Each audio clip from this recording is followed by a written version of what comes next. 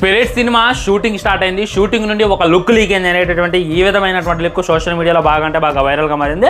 ఇంకోటి ఏంటంటే ప్రభాస్ అన్న 6 నెలలు బయట కనపడొద్దు, ఏ విధమైనటువంటి ప్రీ రిలీజ్ ఈవెంట్లకు పోవద్దు, ఏ విధమైనటువంటి ఇంటర్వ్యూలు ఇవ్వద్దు, ఎక్కడ కూడా బయట తిరగొద్దు. ఎందుకంటే స్పిరిట్ కోసం నేను ఒక స్పెషల్ లుక్ లాగా ప్రభాస్ అన్నని తయారు చేశా, ఆయన బయటికి వెళ్తే ఆ లుక్ రివీల్ అయితే అది నాకు ఇష్టం లేదు అని చెప్పి సందీప్ రెడ్డి వంగ గారు ప్రభాస్ అన్నని రిక్వెస్ట్ చేశారంట.